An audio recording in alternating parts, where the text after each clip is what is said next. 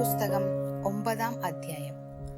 ദൈവം നോഹയെയും അവന്റെ പുത്രന്മാരെയും അനുഗ്രഹിച്ച് അവരോട് അരുളി ചെയ്തത് എന്തെന്നാൽ, നിങ്ങൾ സന്താനപുഷ്ടിയുള്ളവരായി പെരുകി ഭൂമിയിൽ നിറവിൻ. നിങ്ങളെയുള്ള പേടിയും നടുക്കവും ഭൂമിയിലെ സകല മൃഗങ്ങൾക്കും ആകാശത്തിലെ എല്ലാ പറവകൾക്കും സകല ഭൂചരങ്ങൾക്കും സമുദ്രത്തിലെ സകല മത്സ്യങ്ങൾക്കും ഉണ്ടാകും. അവയെ നിങ്ങളുടെ കയ്യിൽ ഏൽപ്പിച്ചിരിക്കുന്നു. ഭൂചര ജന്തുക്കളൊക്കെയും നിങ്ങൾക്ക് ആഹാരമായിരിക്കട്ടെ. പച്ച സസ്യം പോലെ ഞാൻ സകലവും നിങ്ങൾക്ക് തന്നിരിക്കുന്നു.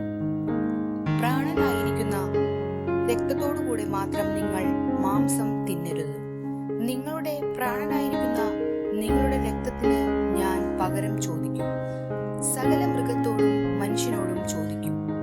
അവനവന്റെ സഹോദരനോടും ഞാൻ മനുഷ്യന്റെ പ്രാണനു പകരം ചോദിക്കും. ആരെങ്കിലും മനുഷ്യന്റെ രക്തം ചൊരിയിച്ചാൽ അവന്റെ രക്തം മനുഷ്യൻ ചൊരിയിക്കും. ദൈവത്തിന്റെ സ്വരൂപത്തിലല്ലോ മനുഷ്യനെ ഉണ്ടാക്കിയത്. ആകയാൽ നിങ്ങൾ സന്താനപുഷ്ടിയുള്ളവരായി പെരുകുവിൻ, ഭൂമിയിൽ അനവധിയായി പെറ്റുപെരുകുവിൻ. ദൈവം പിന്നെയും നോഹയോടും അവന്റെ പുത്രന്മാരോടും അരുളി ചെയ്തത്, ഞാൻ ഇതാ നിങ്ങളോടും നിങ്ങളുടെ സന്തതിയോടും ഭൂമിയിൽ നിങ്ങളോടുകൂടിയുള്ള പക്ഷികളും കന്നുകാലികളും കാട്ടുമൃഗങ്ങളുമായ സകല ജീവജന്തുക്കളോടും പെട്ടകത്തിൽ നിന്ന് പുറപ്പെട്ട സകലവുമായി ഭൂമിയിലെ സകല മൃഗങ്ങളോടും ഒരു നിയമം ചെയ്യുന്നു. ഇനി സകല ജഡവും ജലപ്രളയത്താൽ നശിക്കുകയില്ല. ഭൂമിയെ നശിപ്പിപ്പാൻ ഇനി ജലപ്രളയം ഉണ്ടാകുകയുമില്ല എന്ന് ഞാൻ നിങ്ങളോട് ഒരു നിയമം ചെയ്യുന്നു.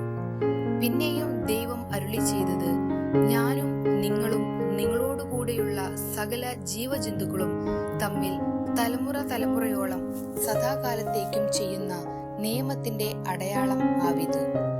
ഞാൻ എന്റെ വില്ല് മേഘത്തിൽ വെക്കുന്നു. അത് ഞാനും ഭൂമിയും തമ്മിലുള്ള നിയമത്തിന് അടയാളമായിരിക്കും. ഞാൻ ഭൂമിയുടെ മീതെ മേഘം വരുത്തുമ്പോൾ മേഘത്തിൽ വില്ല് കാണും. അപ്പോൾ ഞാനും നിങ്ങളും സർവ്വജഡവുമായ സകല ജീവജന്തുക്കളും തമ്മിലുള്ള എന്റെ നിയമം ഞാൻ ഓർക്കും. ഇനി സകല ജഡത്തെയും നശിപ്പിപ്പാൻ വെള്ളം ഒരു പ്രളയമായി തീരുകയുമില്ല. വില്ല് മേഘത്തിൽ ഉണ്ടാകും.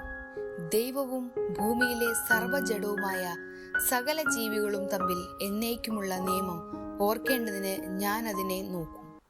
ഞാൻ ഭൂമിയിലുള്ള സർവ്വജഡത്തോടും ചെയ്തിരിക്കുന്ന നിയമത്തിന് ഇത് അടയാളമെന്നും ദൈവം നോഹയോട് അരുളി ചെയ്തു.